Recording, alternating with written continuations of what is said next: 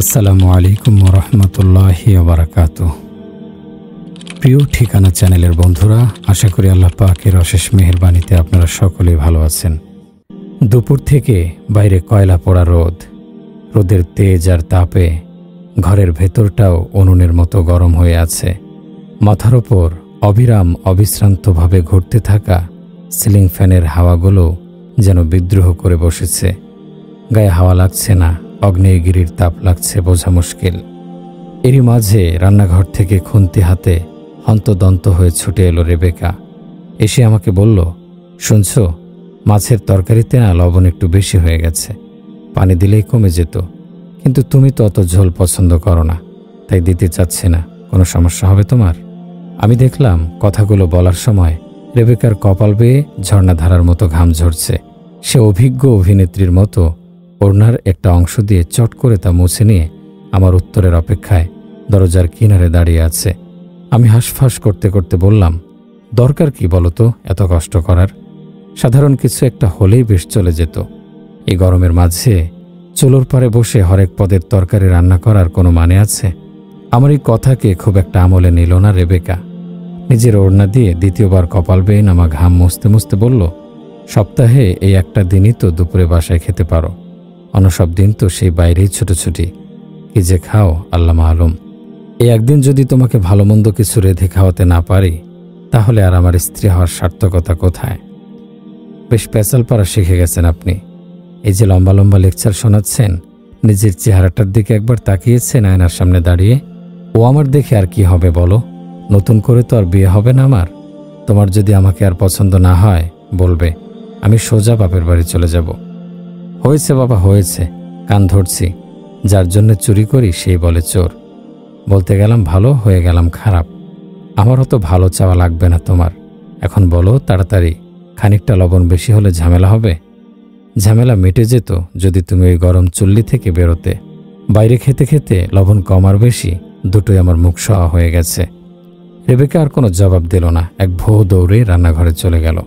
Rebecca আসলে সত্যিই বলেছে, কাজের সুবাদে আমাকে ছুটে বেড়াতে হয় দেশের এক প্রান্ত থেকে অন্য প্রান্তে, টেকনাফ থেকে তেতুলিয়া। আমার কাজ হলো ফিচার লেখার উপাদান সংগ্রহ এবং তা দিয়ে পত্রিকার জন্য ফিচার তৈরি করা। সাঁওতাল পল্লী থেকে শাপলার বন কোথায় যাই না আমি গল্পের উপকরণ খুঁজতে।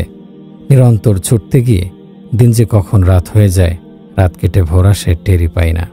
যেমন বুনো ওল তেমন বাঘ হাতে তোল, প্রবাদ বাক্যকে সত্যি প্রমাণ করে কটমটে সূর্যটাকে একদল দস্যি মেঘ এসে ঢেকে ফেলল।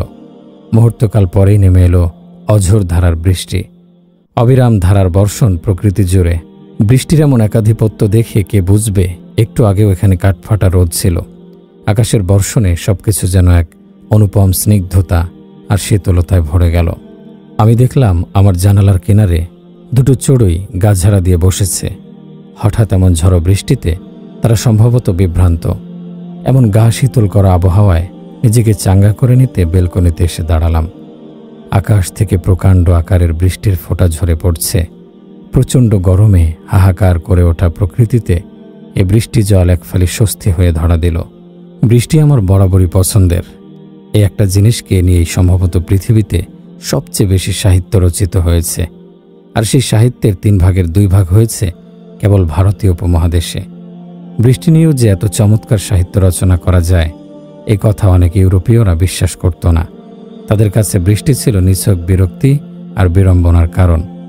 অবশ্য উত্তর আধুনিক ইউরোপ যখন দালানার ইমারতে ভরে গেল, প্রকৃতির সান্নিধ্য থেকে এক প্রকার দূরে ছিটকে পড়ল ইউরোপিয়ানরা। বৃষ্টির সময় প্রকৃতি যে মনোহরা রূপ ধারণ করে তা অবলোকনের সুযোগ আর থাকলই বা কই তাদের। এজন্যে বোধ করি তারা ভাবতে পারত না যে বৃষ্টি নিয়েও চমৎকার সাহিত্য তৈরি করা যায়, এবং দুর্দান্ত সাহিত্য তৈরি হয়েও আছে। বৃষ্টি নিয়ে আমার এমন ভাবালুতার মাঝে ছেদ ঘটালো রেবেকা। সে বেলকনিতে আমার পাশে দাঁড়িয়ে বলল, কি সুন্দর বৃষ্টি, তাই না গো? মানুষের দোয়া যে এত দ্রুত কবুল হয় তা দেখে আমি তাজ্জব বনে গেলাম জানো। আমি কৌতূহলী দৃষ্টিতে রেবেকার দিকে তাকিয়ে বললাম, বুঝিনি। ওই যে গরমে তুমি বেশ হাঁসফাঁস করছিলে না, তখন রান্নাঘর থেকে মনে মনে দোয়া করছিলাম। বলছিলাম, আল্লাহ একটা ঝুম বৃষ্টি দিয়ে চারপাশটা ঠান্ডা করে দাও। আমার জামাইটার অস্বস্তি লাগছে অনেক। এমন বৃষ্টি দাও যেন আমার জামাই বৃষ্টি নিয়ে একটা গল্পও লিখে ফেলতে পারে। হি হি হি। তুমি কি সত্যি এমন দোয়া করেছিলে? হ্যাঁ, এমনটাই তো জপছিলাম রান্নাঘরে। কিন্তু বিশ্বাস করো, সত্যি সত্যি যে আকাশ ভেঙে বৃষ্টি নামবে তা আমার ধারণাতেই ছিল না। আল্লাহ মাঝে মাঝে কত দ্রুত দোয়া কবুল করে ফেলেন দেখলে। আমি জানি রেবেকা মিথ্যা বলেনি, ও কখনোই মিথ্যে বলে না। আমাদের 5 বছরের দাম্পত্য জীবনে কোনোদিন একটিবারের জন্য তাকে আমি মিথ্যে বলতে দেখিনি। ও যখন এই দোয়া করেছে বলল, তাহলে সেটা অবশ্যই সত্যি। ফ্যানের নিচে বসে হাওয়া গিলতে থাকা আমার অস্বস্তি কাটাতে বৃষ্টির জন্য দোয়া করেছে জ্বলন্ত চুলোর পাশে দাঁড়িয়ে থাকা এক রমণী। কি অবিশ্বাস্য ভালোবাসা, কি অনুপম মায়ের বন্ধন। রেবেকা আবার বলল, বৃষ্টির সময় দোয়া করলে ওই দোয়াও কবুল হয়। চলো আমরা দোয়া করি। কি দোয়া করব? যেমন চাই করো। জানালা গলে রেবেকার হাত চলে গেল বাইরে। রিমঝিম বৃষ্টিতে ভিজে যাচ্ছে তার হাত। আমি দেখলাম সে চোখ বন্ধ করে বিড়বিড় করে কিছু বলছে। আমি জানি তার এই বলার অনেকটা জুড়ে আমি আছি। ও আমাকে রাখবেই। রাত নেমে গেছে অনেক আগেই। থেমে থেমে বৃষ্টি হচ্ছে এখন। খাওয়া দাওয়া শেষ করে আমি ল্যাপটপ খুলে বসে পড়লাম। কালকে আমাকে একটা ফিচার জমা দিতে হবে অফিসে। পত্রিকার ত্রৈমাসিক ম্যাগাজিন প্রকাশের সময় আর বেশি নেই হাতে। আরেকটু লেখার পরে খেয়াল করলাম বাইরে আবার ঝুম বৃষ্টি নেমেছে। বাতাসে জানালার কাজগুলো রিনিঝিনি শব্দ তুলছে। আমি পড়ার ঘর থেকে শোবার ঘরে এলাম। আলো জ্বালিয়ে দেখি রেবেকা ঘুমিয়ে পড়েছে। সারাদিনের সাংসারিক ব্যস্ততার পরে এক শান্তির ঘুমে বেঘোর সে। তার নিষ্পাপ মায়াময় চেহারা, তাতে কোথাও কোনো অভিযোগের রেখা ফুটে নেই। এই মেয়েটা সারাটা দিন আমাকে নিয়ে ভাবে। আমার ভালো থাকা, আমার ভালো লাগা নিয়ে তার কত ভাবনা চিন্তা। মাঝে মাঝে মনে হয় মেয়েরা বোধ করি অন্য ধাতুতে গড়া। একেবারে অপরিচিত একটা মানুষ, একটা পরিবার, একটা পরিবেশকে তারা কত নিবিড়ভাবে আপন করে নেয়, কত সুন্দর করে তাতে এঁকে দেয় ভালোবাসার আলপনা। বেলকনিতে এসে দাঁড়ালাম আমি। বৃষ্টির সময় দোয়া করলে সেই দোয়া কবুল হয়। বাইরে হাত বাড়াতেই বৃষ্টির ফোঁটাগুলো আমার হাতে লেগে ছিন্ন ভিন্ন হয়ে যাচ্ছে।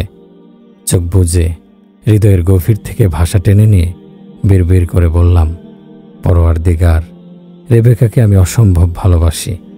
এই দুনিয়ার মতো জান্নাতেও আমরা এভাবে কাছাকাছি পাশাপাশি থাকতে চাই।